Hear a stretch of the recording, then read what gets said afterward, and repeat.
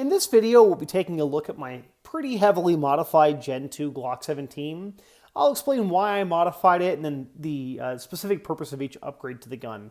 So here I have a early 90s production Gen 2 Glock 17. This is a gun that I bought for the express purpose of doing this build with it, and I want to explain to why. Now, I think it's cool to upgrade old guns. Now, obviously, some people will view this as heresy to do it to like old military surplus, but this is a Glock that, you know, they made millions of these damn things, and yeah, these Gen 2 guns are out of production and have been for a while, but these are still guns you can get cheaply and can do cool work too.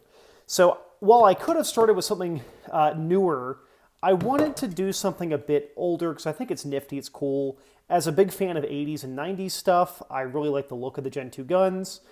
As a fan of classic Resident Evil and Half-Life, the Gen 2 Glocks are really cool. So what did I do here? Well, when I bought this gun, it was a very, very ratty gun.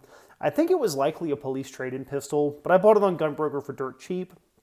The gun had Meprolite ghost ring sights, so a ghost ring aperture rear, and then a traditional tritium front. They looked terrible, and they were terrible. But that was fine, because I literally bought the cheapest Gen 2 Glock I could find. I sent the slide off to Primary Machine to be milled for an RMR. I had them relocate the rear sight forward in front of the optic, and then I had them re-Cerakote the slide. So I would have preferred to have the slide nitrided, but Cerakoting was kind of my only option at the point. I was preparing for a move. I needed the gun back in a certain time frame. Went RMR because I like RMRs, and I think the look is kind of the look for this gun here.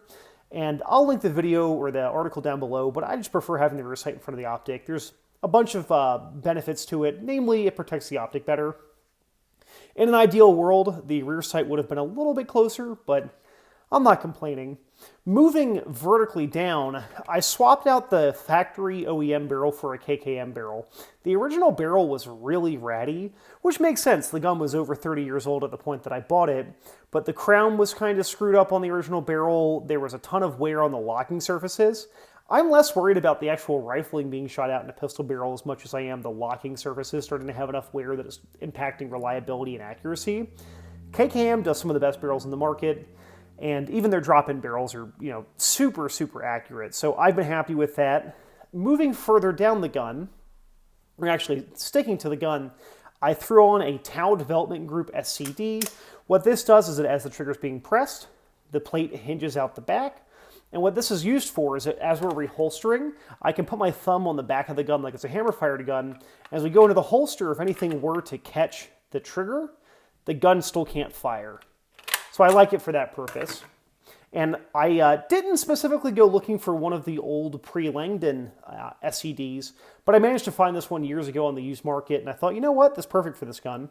Moving down, I have done some trigger work to the gun, but I'll show that once we rip the gun apart here.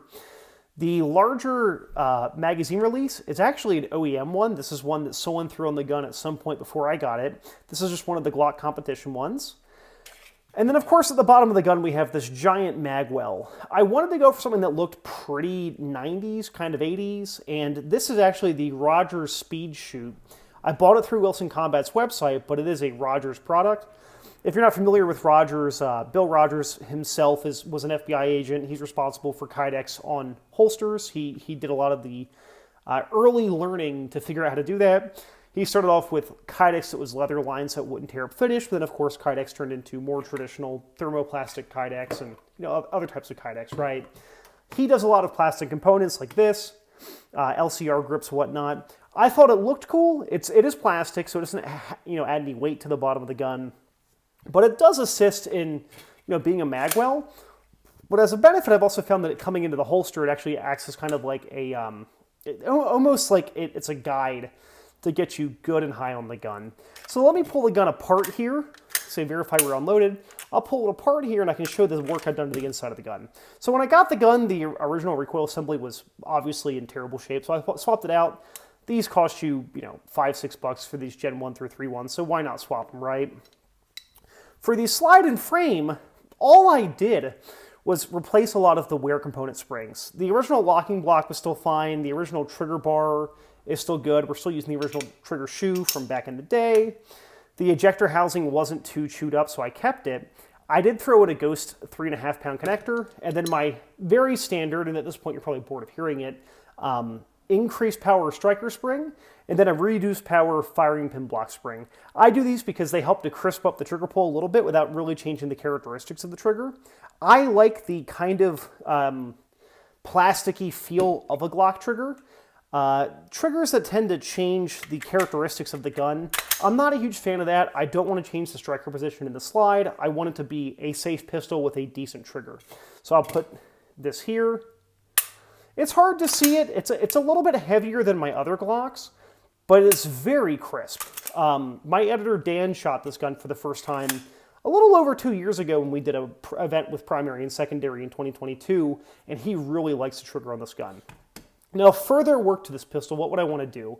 Well, honestly, the slide's pretty much done. What I want to do to the frame, though, and this is something that might be showing in the video. Let me pull another gun over here. The texturing on the newer guns is much better. It's a lot more aggressive. It's much better feeling in the hand. I don't actually mind the feel of the texture on this gun. What is the issue is the actual plastic itself. Now, I've tried multiple times to strip off any sort of gunk that might be on the frame, but these older guns are just more slick. Regardless of the texturing on the front and the back of the gun, which is good, the plastic itself is not super grippy. So I might try to stipple this gun at some point. Obviously, I would do some testing before I do that, but I think this gun with a stippled chunks on here on both sides would really help out, because truth be told, when you get wet hands or sweaty hands, this gun's a little bit more slick. Now, I have carried this gun in the past, not with the big mag well, that's a more recent addition, but it's one that, I mean, it's a Glock 17. If you've ever carried a full-size pistol, it's a full-size pistol. I like how the old ones look, and I enjoy how simple they are, but carry-wise, it's the same as every other Glock. So in the past, I've used this Filster Pro here. This one uses soft loops with pull the dot. I'm not a huge fan of pull the dot because I just find that I'm not using it a ton. The Pro is a good holster, but in my instances, it's bigger than it needs to be because it's a fully ambidextrous holster. You can swap all the components over, which is great if you're trying to figure things out or if you're possibly using this as like a loaner. But for me, I found that it's just kind of big on this gun. I did cut out the end of it here to clear out the comp on my G45. I'll put that over here. Again, I know this sounds like an advertisement for them, but I just really like the holsters. I've been using my JM holsters for pretty much all the guns I've got. This is a 34 length holster, so I have quite a bit of extra space at the end. At some point, maybe I'll go for just a traditional 17 holster for this gun, but honestly, this is a gun that I have more as a fun project and kind of a novelty thing, rather than it being a practical gun for me. That being said, part of the project with this was based off my M1 carbine upgrade series from a couple of years ago, where I postulated the question, really to just myself, can you take an old gun, bolt some new stuff to it, and make it more relevant in the modern age? This gun is not an M1 carbine. It's not an 80-year-old design, right? This is a Glock 17. And yeah, we got newer Glocks that have accessory rails and come with factory optic stuff on them, optic plate systems. But this gun's still a 17 to 18 shot gun, and doing the work on the slide, while invasive, is not super expensive or super time consuming.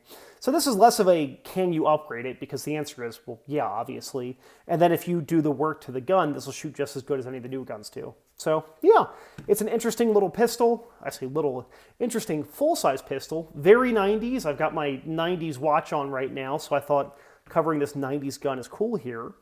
But yeah, what do you think of this gun? Is this something that's blasphemous because I took a rare, limited, million production gun and did some tasteful work to it? Or is it something that you'd like to give a try? So thanks for watching.